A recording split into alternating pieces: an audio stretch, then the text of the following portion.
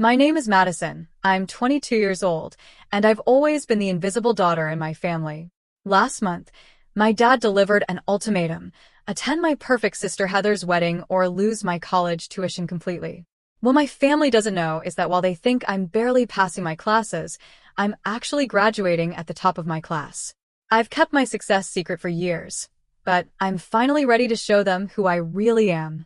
If you've ever been underestimated by your own family, drop a comment below telling me where you're watching from, and hit subscribe to follow my journey of finally standing up for myself. Growing up as the younger sister of Heather Matthews was like living in permanent shadow. From the moment she was born, my sister was the golden child, the standard against which I was constantly measured and found lacking.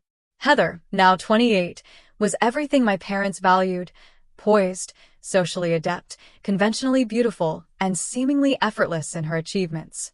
I remember when I was 10 years old, I had worked for weeks on my science fair project about renewable energy. It won first place in the district competition, a significant achievement that might have made any parent proud. The award ceremony was scheduled for 7 in the evening, and I had reminded my parents, Richard and Eleanor Matthews, repeatedly. They had promised they would be there. "We'll try our best, Madison," my mother had said that morning, but there was a hesitation in her voice that I'd already learned to recognize.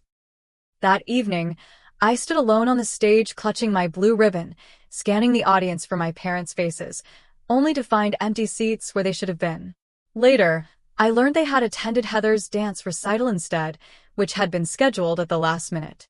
"Heather needed us there," my father explained when I confronted them with tears in my eyes. "This was her big solo performance. There will be other science fairs for you." But there weren't other ceremonies for me, because after a while, I stopped telling them about my achievements altogether. High school brought new challenges when I began struggling academically.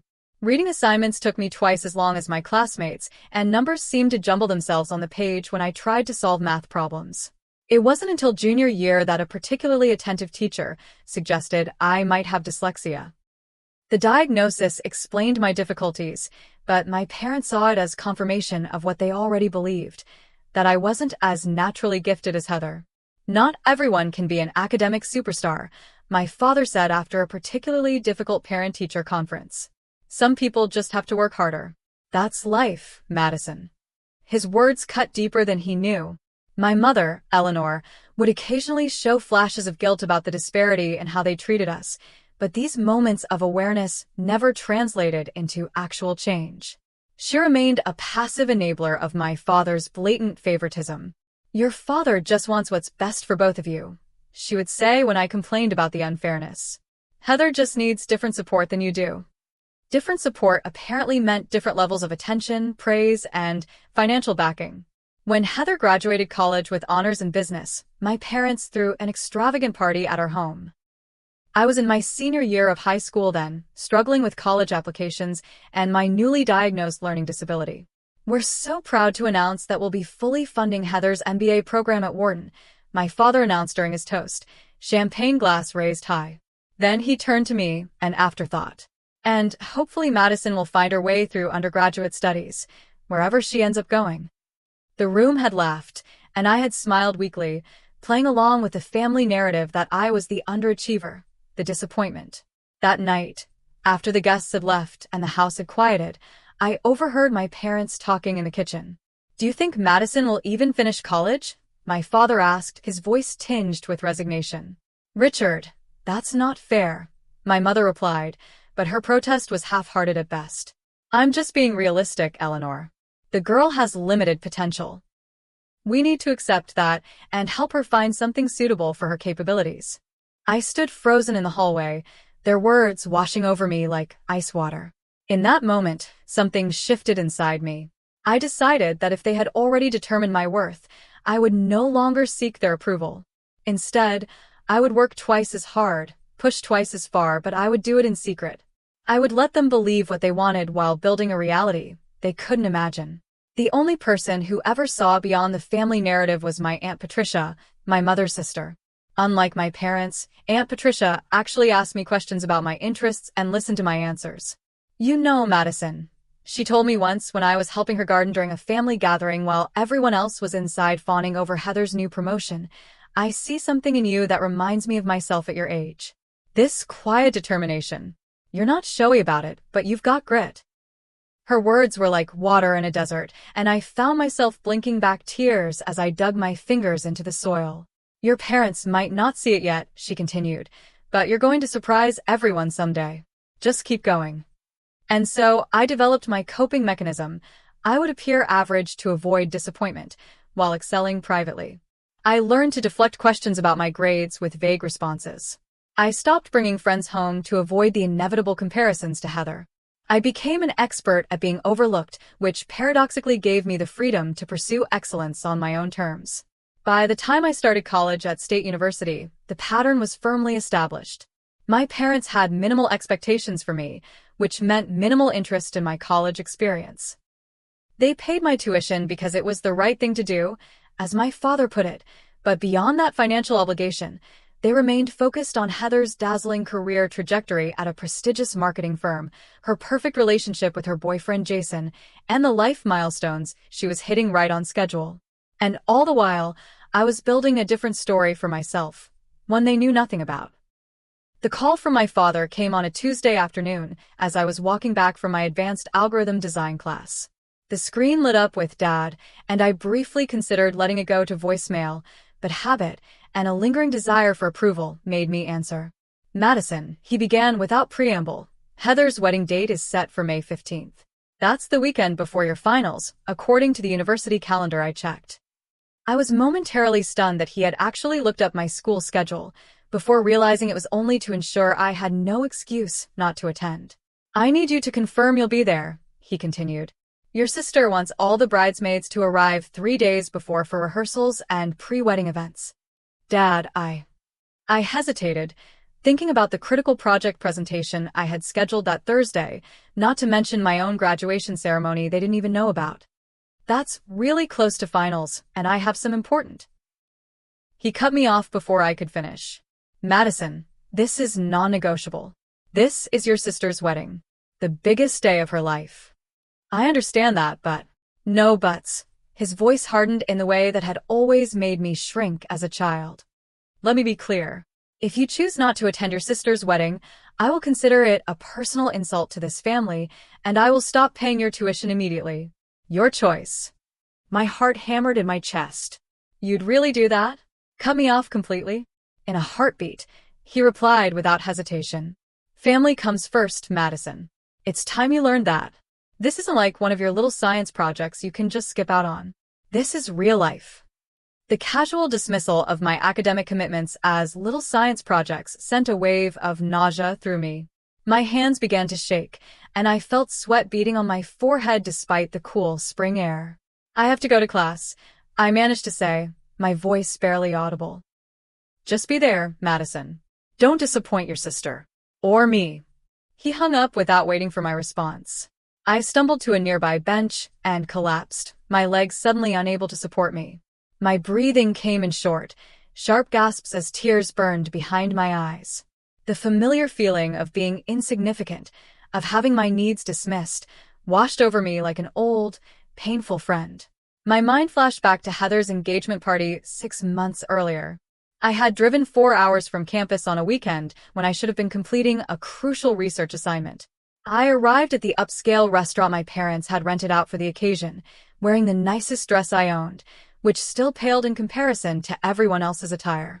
For 3 hours, I stood awkwardly at the periphery of conversations, nursing the same glass of champagne while watching my parents orbit around Heather and Jason like proud satellites.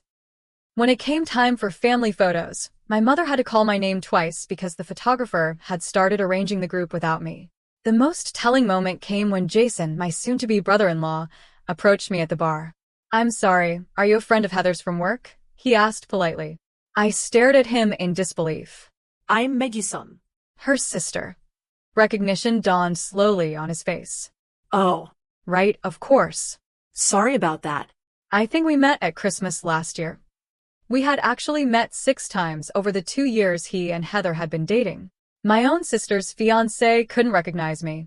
That said everything about how often I came up in their conversations, how little I factored into their lives. Back in my dorm room that evening after my father's call, I paced the small space between my desk and bed while my roommate Kimberly watched with concern. "He can't actually cut off your tuition," she insisted. "That's financial abuse." "You don't know my dad," I replied, biting at my thumbnail, a nervous habit I thought I'd outgrown. "He absolutely would. He sees money as the only real power he has over me at this point." "But what about your presentation? And graduation? Can't you just go for the actual wedding day and skip the other stuff?" I shook my head. "You heard him. 3 days of bridesmaid duties before the wedding. And knowing Heather, she'll have every minute scheduled." Kimberly sat cross-legged on her bed, her psychology textbook forgotten beside her. "What are you going to do?" That was the question, wasn't it? I had worked so hard to become financially independent after graduation. My job offer from Meridian Tech was contingent on my graduation, which was set to happen the week after Heather's wedding. If I lost my tuition funding now, I'd be unable to complete my degree, which meant losing the job, the apartment I'd already put a deposit on, everything. My phone buzzed with a text from my mother. "Please don't fight your father on this, Madison. We need family harmony right now. Heather is under so much stress with the wedding planning. Just come and be supportive. That's all we're asking." All they were asking was for me to continue playing the role they had assigned me, the lesser daughter, the afterthought, the one whose time and commitments meant nothing compared to Heather's. "I'll go," I finally told Kimberly, my voice hollow. "I don't have a choice right now." But as I spoke the words, I walked to my desk drawer and pulled out a folder hidden beneath my textbooks. Inside were the awards, the Dean's List certificates, the letter confirming my selection as valedictorian, and the job offer that would finally set me free. "I'll go," I repeated, with more resolution this time. "But it won't be the way they expect." My secret academic journey began during my sophomore year of college. I had started as an education major because my father insisted it was practical for someone like you and would give me something to fall back on. The subtext was clear. Teaching was an acceptable career for someone with my supposedly limited abilities. But during that first year, I took an introductory computer science course as an elective and discovered I had not only an aptitude for coding but a genuine passion for it. The structured nature of programming languages bypassed many of the challenges my dyslexia presented with traditional reading, and the problem-solving aspects engaged my mind in ways no other subject had before. Professor Miranda Thompson noticed my work and asked me to stay after class one day. "Madison, your project solution was elegant," she said, gesturing to my code on her computer screen. "You approached the problem differently than I've seen before. Have you considered majoring in computer science?" When I explained my situation, including my dyslexia and my parents' low expectations, she didn't dismiss my concerns, but didn't accept them as immutable either. "Learning differences often correlate with unique thinking patterns that can be tremendously valuable in this field," she said. "And as for your parents, sometimes it's easier to ask forgiveness than permission." That conversation changed the trajectory of my life. I switched my major the next day, but told no one in my family. When they asked about my classes during our infrequent phone calls, I spoke vaguely about education theory and student development. Meanwhile, I was diving deep into algorithms, data structures, and systems architecture. To make it work financially, I took a night shift job at the campus library. 4 nights a week, from 10 p.m. to 2 a.m., I shelved books and monitored the quiet study spaces while using slow periods to complete my coursework. The schedule was punishing. There were mornings I found myself crying from exhaustion in the shower, only to pull myself together and head to my 8 a.m. class. But the results spoke for themselves. I made the Dean's List every semester, earning a perfect 4.0 GPA that I couldn't share with anyone except my academic advisor and Professor Thompson, who had become my mentor. During the spring semester of my junior year, I was alone in a bathroom stall, silently crying after seeing the newest Dean's List posted with my name at the top, when I heard someone enter. "Hello? Is someone in here?" a concerned voice called out. I tried to quiet my sniffling, but the person persisted. "Look, I don't want to be weird, but are you okay? Do you need help?" Something in her tone made me unlock the stall door. Standing there was Zoe Mitchell, a girl from my advanced programming class. I had admired her contributions in class discussions, but had never spoken to her directly. "Sorry," I said, wiping my eyes. "This is embarrassing." "Are you okay?" she repeated. Yes. No. "I don't know." I gestured helplessly toward the dean's list visible through the bathroom door. I made top of the list again, but I can't tell anyone. My family thinks I'm barely passing my education classes, not acing computer science. Instead of looking confused or judging me, Zoe nodded slowly. Family stuff is complicated. Want to get coffee and talk about it? I'm an excellent secret keeper. That was the beginning of my first real friendship in college. Zoe became my confidant, the one person who knew both versions of me, the struggling student my family believed in, and the academic star I actually was. In my senior year, Professor Thompson invited me to join her research team, working on an algorithmic approach to optimizing emergency response systems. The project combined technical challenges with real-world impact, and I threw myself into it completely. "This distribution model you've designed," Professor Thompson said after reviewing my contribution, "it's revolutionary. We need to submit this to the National Computing Conference." I panicked at first, but my name would be on it. My parents might find out. She gave me a long look. "Madison, at some point, you'll have to decide if hiding your light is worth the peace it brings." I decided to take the risk. Our paper was accepted, and though my parents never discovered it, the publication caught the attention of several tech companies. By early spring of my senior year, I had 5 job offers, including the dream position at Meridian Tech that I eventually accepted. Around the same time, I received an email from the dean of the computer science department that nearly stopped my heart. "Congratulations, Madison Matthews. Based on your academic performance and faculty recommendations, you have been selected as this year's valedictorian for the computer science department." I stared at the email for so long the screen went dark. Valedictorian. The highest academic honor, and no one who supposedly loved me had any idea. That same week, I received my acceptance to Stanford's graduate program in artificial intelligence with a full scholarship. It was everything I had worked for, the culmination of years of secret striving, and I had no one to share it with except Zoe and Professor Thompson. I had managed to reduce my dependency on my parents' money through scholarships, my library job, and a paid research position, but I still relied on their tuition payments to cover the gap. This necessity had kept me tethered to their expectations and their narrative about who I was. Last Christmas, I had nearly broken my silence. Sitting around the dinner table, watching my parents lavish praise on Heather for her promotion while barely acknowledging my presence, I had opened my mouth to tell them about my research publication. "Actually, I've been working on something pretty exciting too," I began. "That's nice, dear," my mother said absently, before immediately turning back to Heather. "Now tell us more about the wedding venue options. Have you and Jason decided?" The moment passed, and with it, my courage. I retreated back into invisibility, but something had shifted inside me. I was tired of being unseen, unheard, and underestimated. I just needed the right moment to reveal the truth. 2 weeks before Heather's wedding, my phone buzzed with a series of rapid-fire texts that made my stomach sink. "Madison, your bridesmaid dress needs final alterations by Saturday," Heather wrote. "Mom says you haven't scheduled your fitting yet. This is urgent." Before I could respond, another message appeared. "Also need your shoe size for the matching heels. $175. Venmo me ASAP." Non negotiable. And then, "Hair and makeup call time is 6 a.m. sharp on wedding day. Extra charge if you're late. Need your credit card for deposit." I stared at my phone, overwhelmed by the financial demands. The bridesmaid dress had already cost me $800, money I had been saving for my post-graduation move.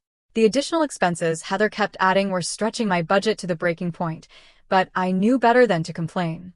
The dress fitting the following Saturday was an exercise in humiliation. Heather had chosen identical dusty rose gowns for her 7 bridesmaids, all of whom were her sorority sisters except for me.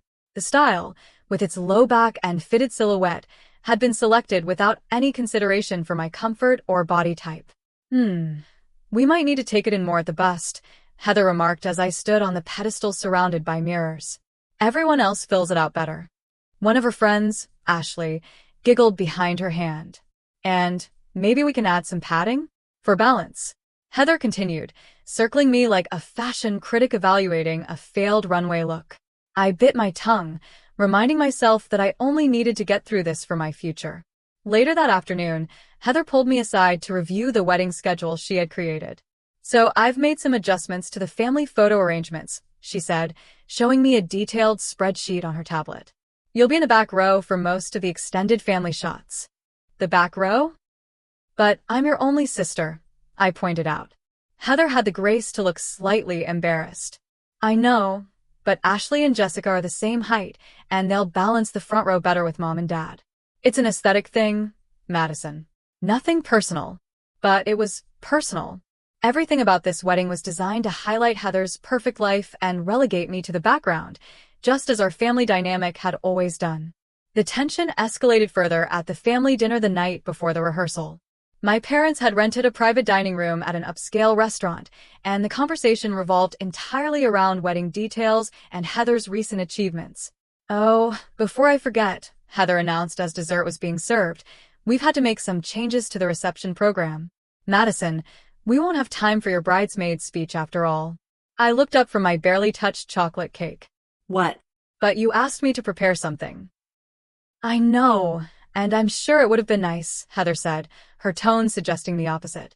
But Jason's college roommate is flying in from London specifically for the wedding, and he's a professional public speaker. It makes more sense to give him that slot. My father nodded approvingly. Good decision, princess. Keep the quality of the program high. Speaking of programs, I said, attempting to change the subject, my graduation is the weekend after the wedding. I'd love it if you could all come. My father laughed dismissively. Let's focus on one event at a time, Madison. Besides, we have to check if it conflicts with Heather and Jason's honeymoon send-off brunch.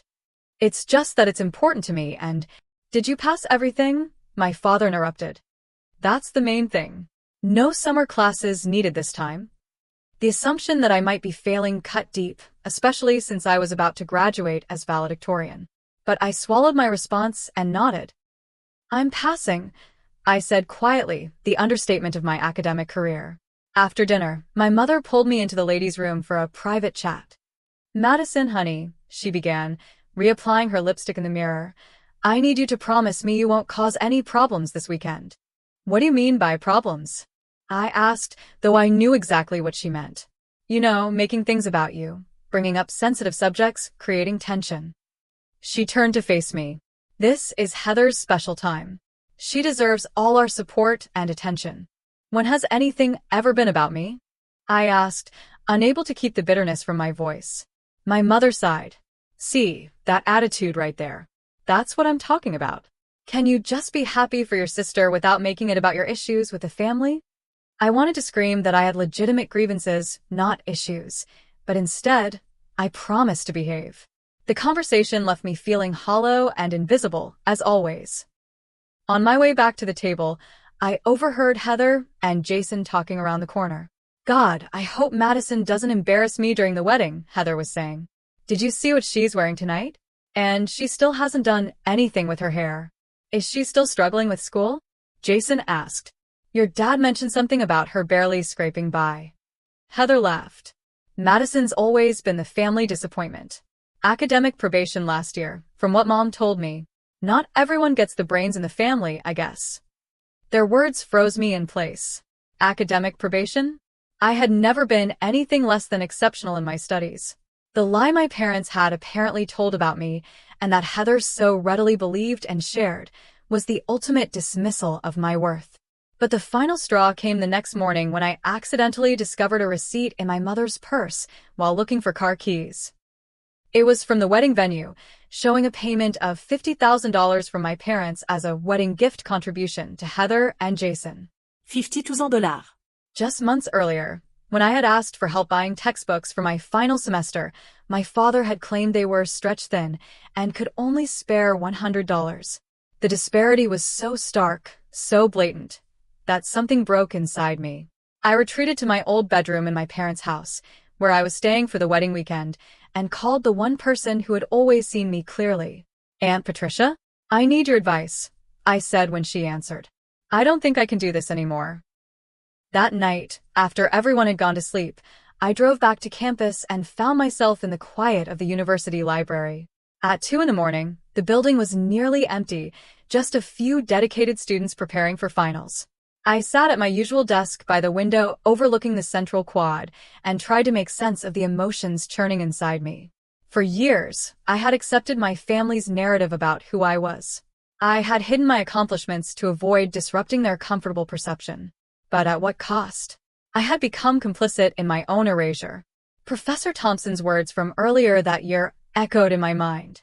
We had been discussing my future plans, and I had expressed hesitation about taking the prestigious job offer without my family's knowledge.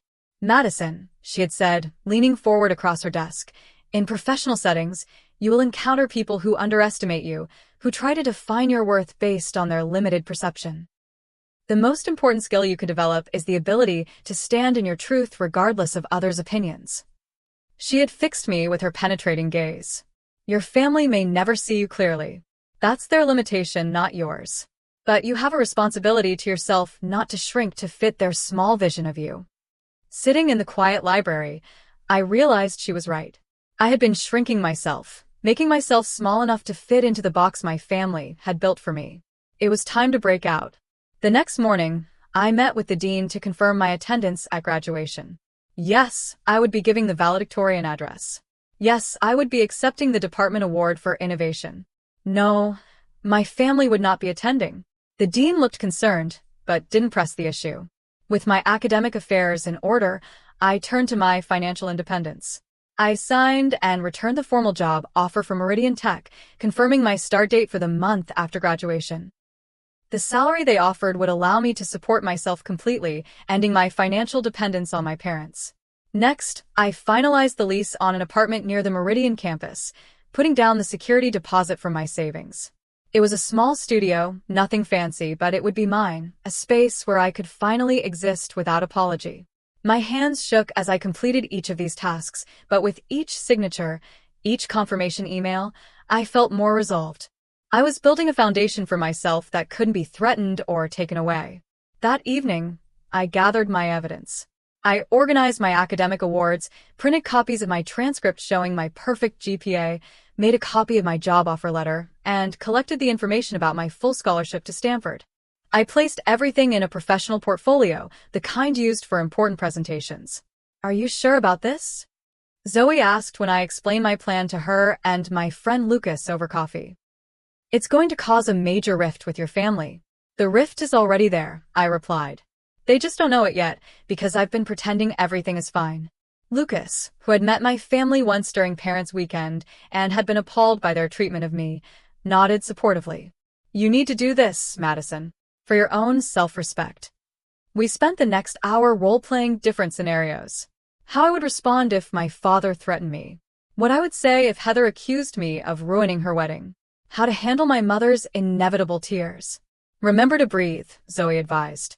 And remember that no matter how they react, their response doesn't define your worth. Back in my dorm room, my roommate Kimberly helped me prepare mentally for the confrontation. Visualize yourself standing strong, she suggested, drawing on her psychology training. See yourself speaking your truth calmly and with confidence. We practiced breathing exercises to manage anxiety and discussed boundary-setting techniques. Kimberly, who had witnessed firsthand the toll my family's dismissal had taken on me, was fiercely supportive of my decision to finally stand up for myself. The next day, I went shopping for what would become the most important outfit of my life. I needed something appropriate for both my graduation ceremony and Heather's wedding, something that would help me feel powerful and confident. I finally selected a tailored blue dress that was formal enough for both occasions without being flashy. It was professional, elegant, and distinctly me, not something chosen to fade into the background. The night before graduation, I lay awake in my dorm room, doubt creeping in despite all my preparation. Was I making a mistake? Would this forever damage my relationship with my family? Was I being selfish by potentially disrupting Heather's wedding weekend? Tears soaked my pillow as I wrestled with these questions. Part of me, the little girl who had stood alone at the science fair clutching her blue ribbon, still desperately wanted her parents' approval. That part wanted to retreat, to apologize, to make myself small again for the sake of family peace. But by morning, as I stood before the mirror in my graduation cap and gown, I saw something different reflected back at me. I saw a young woman who had overcome not just dyslexia, but years of systematic dismissal to achieve academic excellence. I saw someone worthy of recognition, respect, and celebration. My name is Madison Matthews, I said to my reflection, rehearsing the opening of my valedictorian speech. And I am not who you think I am. It was time to show my family the truth. Graduation day dawned clear and bright, as if the universe approved of my decision. The ceremony was held in the university's grand amphitheater, with rows of folding chairs filling the space where 4 years earlier I had attended my first college lecture, uncertain and afraid. Now, as I took my place among the other graduates, I felt a mixture of pride and sadness. Pride in what I had accomplished, sadness that the seats I had reserved for my family would remain empty. They didn't even know I was graduating today, let alone as valedictorian. When my name was called to approach the podium for my speech, the applause felt distant, as if happening in another room. I took a deep breath, adjusted the microphone, and began.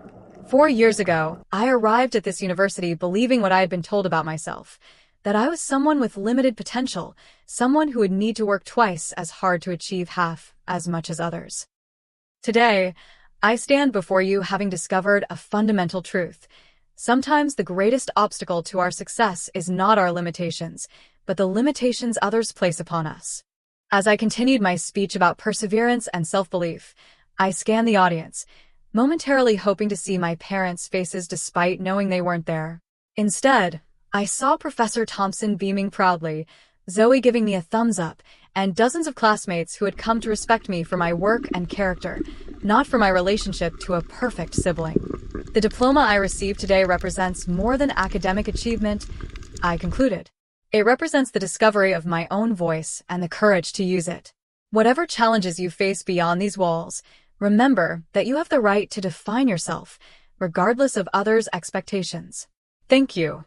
The applause as I left the stage felt like a validation not just of my words, but of my decision to finally stand in my truth. After the ceremony, I didn't linger for photographs or celebrations. I changed in a campus bathroom, carefully placing my graduation cap and honors cords in my car before driving directly to the wedding venue. According to the schedule Heather had distributed, the ceremony would begin in 2 hours, with family photos happening now. I arrived still wearing my blue dress from graduation, my diploma and portfolio of achievements tucked under my arm. The elegant country club was bustling with wedding staff, photographers, and early guests. I spotted my family gathered on the manicured lawn for pictures, Heather resplendent in her designer gown, my parents beaming beside her. When they saw me approaching, my father's expression darkened. "Madison, you're late," he hissed. "And what are you wearing? Where's your bridesmaid dress?" "I need to speak with you," I said, my voice steadier than I expected. "Privately." "Now is not the time," he replied dismissively. "The photographer is waiting." "Go change immediately." "Richard," my mother interjected, noticing my unusual demeanor. "Maybe we should hear what she has to say." Reluctantly, my father followed me to a small sitting room off the main hall. My mother trailed behind, concern etched on her face. To my surprise, Heather followed as well, her wedding gown rustling as she walked. "This better be important," she said, crossing her arms. "You're disrupting everything." Once the door closed behind us, I placed my diploma on the coffee table. "I graduated today," I said simply, "as valedictorian of the computer science department." My father stared at the diploma, confusion crossing his face. "Computer science? You're an education major." "No, I switched majors sophomore year. I've been studying computer science for the past 3 years, maintaining a 4.0 GPA and working on research that was published in the National Computing Journal." I opened my portfolio and spread out the evidence of my academic career. Dean's List certificates, research publications, academic awards, and finally my job offer. I've accepted a position at Meridian Tech starting next month. The starting salary is $90,000 a year. I placed the offer letter on top of the pile. I've also been accepted to Stanford's graduate program with a full scholarship, which I'll be deferring for a year while I work. The room fell silent as my family processed this information. My father's face flushed red, not with pride but with anger. "You've been lying to us for years," he demanded. No, irreplica. I simply stopped sharing the truth with people who weren't interested in hearing it. When was the last time any of you asked about my studies? My interests? My achievements? My mother's hand flew to her mouth. But why wouldn't you tell us you were doing well? Because every time I tried, you changed the subject to Heather. Because Dad made it clear from childhood that he didn't believe I was capable of academic success. Because it was easier for all of you to believe I was struggling than to reconsider your perception of me. Heather, still in her wedding gown, looked genuinely shocked. Madison, I had no idea. Mom and Dad said you were on academic probation last year. I turned to my parents. Why would you say that when it wasn't true? My father, recovering from his initial shock, switched to defensiveness. We were protecting you, lowering expectations so you wouldn't feel pressured to compete with your sister. I never needed protection, I said firmly. I needed support, recognition, equal treatment. This is ridiculous, my father snapped. You've been deliberately deceiving us, and now you choose your sister's wedding day for this performance? This is exactly the kind of selfish behavior we've come to expect from you. His words stung, but I stood my ground. I chose today because you gave me an ultimatum.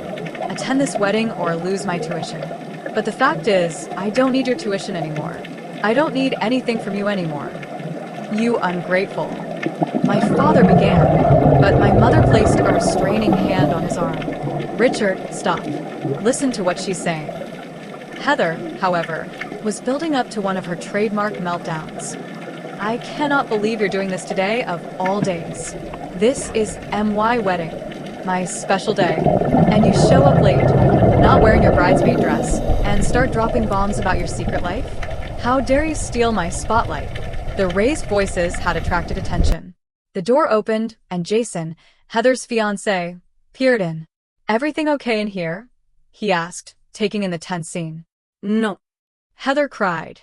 Madison is trying to ruin my wedding with her drama? Jason fully entered the room, his gaze falling on the documents spread across the table. He picked up one of my research publications, eyebrows rising as he read the title. You wrote this? He asked me, sounding impressed. I saw this presented at the tech conference in Boston last fall. This is revolutionary work. His unexpected support momentarily silenced everyone in the room. Jason, who worked in tech venture capital, continued examining my credentials with growing respect. Heather, he said gently, your sister isn't creating drama. She's sharing some pretty incredible achievements. He turned to me. Why wouldn't you tell anyone about this? Because they never asked, I replied simply. Because in this family, I've always been defined by what I'm not. Not as pretty as Heather. Not as socially adept, not as naturally gifted. It was easier to let them believe what they wanted than to constantly fight for recognition. Jason nodded thoughtfully before addressing my parents. Mr. and Mrs. Matthews, I think you might want to reconsider how you're reacting right now. Your daughter has accomplished something extraordinary, and your first instinct was to accuse her of being selfish. My father, unused to being challenged, bristled visibly. This is a family matter, Jason. You don't understand the history here. I understand enough, Jason replied, surprising everyone with his backbone. And as someone who's about to join this family, I think it's important that we start with honesty and mutual respect. In the tense silence that followed, I gathered my documents and stood up. I'm not here to ruin anything. I'll attend the wedding as a guest, not a bridesmaid. I'll sit quietly and celebrate your marriage, Heather. But I won't pretend to be less than I am anymore, not even for one more day. I looked each family member in the eye as I delivered my own ultimatum. You can acknowledge who I really am and begin building a relationship based on truth, or you can continue believing what's comfortable for you. But I won't participate in my own erasure any longer. That's my choice, and I'm making it today. With those words, I walked out of the room, leaving my family to decide what happened next. The wedding proceeded despite the family drama, though not exactly as planned. I sat in the back row during the ceremony, watching as Heather and Jason exchanged vows. The bride looked beautiful if slightly distracted, glancing my way several times during the service. At the reception, I found myself at a table with distant relatives who knew little about the family dynamics at play. To my surprise, several guests approached me throughout the evening, having somehow heard about my academic achievements. Your cousin mentioned you graduated as valedictorian today, my mother's cousin Barbara said, sitting down beside me. That's incredible, Madison. Tell me more about your research. These small moments of recognition from extended family members felt surreal after years of invisibility. The most unexpected support came from Aunt Patricia, who sought me out during the cocktail hour and raised her champagne glass in a private toast. To Madison, she said, her eyes shining with pride, who always had the courage to be herself, even when no one was looking. You knew, didn't you? I asked, about how things really were for me and the family. She nodded sadly. I saw it, but I failed you by not speaking more forcefully. I thought it would change as you grew up, that they would eventually see you clearly. I'm sorry it took so long. Her apology, the first I'd received from any family member, brought unexpected tears to my eyes. As the evening progressed, I maintained a respectful distance from my immediate family. My father avoided me entirely, disappearing to the bar whenever I came into view. My mother made several awkward attempts at conversation, clearly struggling to reconcile the daughter she thought she knew with the accomplished young woman before her. It wasn't until late in the reception, after several drinks had loosened his rigid demeanor, that my father approached me on the terrace where I had gone for a moment of quiet. Madison, he began, his voice uncharacteristically hesitant. I've been thinking about what happened earlier. I waited silently, unwilling to make this easy for him. I may have misjudged some things, he continued, the words clearly difficult for him. Your mother and we never meant to make you feel less important than your sister. It wasn't exactly an apology, but it was the closest thing to acknowledgement I had ever received from him. But you did, I replied quietly.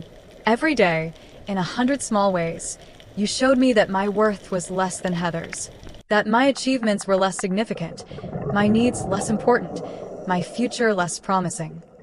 He looked away, uncomfortable with the directness of my words. We're proud of what you've accomplished. We just wish you had shared it with us. I tried, Dad, many times, but you weren't listening. He had no response to that truth, and after an awkward silence, he retreated back to the reception.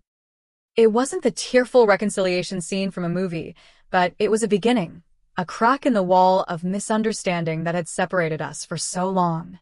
My mother found me later, as the reception was winding down. Unlike my father, she made a more genuine attempt at reconciliation. I failed you, she said simply, tears in her eyes. I saw what was happening, how differently we treated you and Heather, but I didn't have the courage to challenge it. I told myself it was just your different personalities, your different needs, but the truth is I took the easy path of going along with your father's preferences. Her honesty touched me in a way my father's halting almost apology hadn't. Thank you for saying that, Mom. It matters. Can we try again? She asked. Get to know each other as we really are, not as we've been pretending to be? I nodded cautiously. I'd like that. But it will take time, and things need to change. They will, she promised. Starting now. Heather's reaction evolved throughout the evening. Her initial anger gave way to a complicated mix of emotions, resentment at having her perfect day disrupted, confusion about the sister she thought she knew, and, eventually, a reluctant respect for what I had achieved. Just before leaving with Jason for their honeymoon suite, she pulled me aside. I still think you could have picked a better time to drop your bombshell, she said, but what you've done, it's impressive, Madison. I had no idea you were capable of all that. That's the problem, Heather. None of you had any idea what I was capable of because none of you bothered to find out. She looked genuinely taken aback by my directness. I guess I deserved that. For what it's worth, I'm sorry for how I've treated you. And for what I said about you to Jason. That wasn't fair. It wasn't a complete transformation, but it was something. A recognition, however small, that she had contributed to the family dynamic that had caused me so much pain. In the weeks following the wedding, I began the process of rebuilding my life on my own terms. I moved into my new apartment with help from Zoe and Lucas, not my family. The small studio became my sanctuary, the first space that was truly mine, decorated to reflect my personality rather than to meet someone else's expectations. My first day at Meridian Tech marked another milestone in my journey toward independence. Walking into the sleek office building as a valued team member, not the family disappointment, felt like stepping into a new dimension where my abilities were recognized and appreciated. "Welcome to the team, Madison," my new manager said during our first meeting. "We're excited to see where your innovative thinking takes us." Simple words, but they resonated deeply after years of having my potential questioned and dismissed. My relationship with my family entered a new phase, characterized by limited contact and carefully maintained boundaries. I declined Sunday dinners for the first month, giving myself space to establish my new life without their influence. When I finally did agree to visit, it was on my terms, bringing Zoe as moral support and leaving when I felt my boundaries being tested. My father struggled the most with our new dynamic. Having lost his financial leverage over me, he seemed unsure how to relate to me as an independent adult with her own accomplishments. Our conversations remained stilted, but there were moments when I caught him looking at me with what appeared to be genuine curiosity about who I had become. My mother made more consistent efforts, calling regularly and asking thoughtful questions about my work and interests. She visited my apartment, admiring the space I had created for myself and bringing a housewarming gift that showed she had been paying attention to my preferences. "I've been reading about dyslexia," she told me during one visit. "Trying to understand more about what you've been dealing with all these years. I wish I had done that sooner." It was a small thing, but it mattered. Perhaps the most surprising development was my continuing friendship with Jason. Despite the family tension, he reached out to discuss my research, eventually connecting me with investors interested in developing applications based on my emergency response algorithm. "Heather's coming around," he confided during one of our coffee meetings. "She talks about you differently now, with respect." "And Dad?" I couldn't help asking. Jason smiled wryly. "Still processing. But he bragged about you to his golf buddies last week." Baby steps. As I settled into my new reality, I found myself thinking often about the other invisible students I had encountered during my college years, those struggling with the weight of others' limited perceptions. This led me to volunteer as a mentor for first-generation college students with learning differences, sharing my experience and the strategies that had helped me succeed. During one mentoring session, I met Abigail, a freshman with dyslexia whose parents, like mine, didn't believe she could succeed in STEM fields. "Everyone says I should switch to something easier," she confided, echoing my own past struggles. "The most important thing I learned," I told her, "is that your worth isn't determined by others' ability to see it. Build your skills, trust your abilities, and surround yourself with people who believe in your potential." As I spoke, I realized I was finally living the advice I was giving. I had built my self-worth from within, no longer dependent on my family's approval or recognition. The journey wasn't over. There would be more difficult conversations, more boundaries to establish, more old patterns to break. But for the first time, I was moving forward as my authentic self, neither diminished by others' perceptions nor defined by their limitations. And that, more than any academic honor or professional achievement, was the true victory. Have you ever had to stand up for yourself when no one believed in you? How did you find the courage to show your true abilities? Share your story in the comments below. I'd love to hear how you handled similar family dynamics or moments when you had to choose between peace and authenticity. Don't forget to like this video if Madison's journey resonated with you, subscribe for more stories of personal triumph, and share with someone who might need to hear that they deserve to be seen for who they truly are. Thank you for listening to my story, and remember, your worth isn't determined by others' ability to recognize it.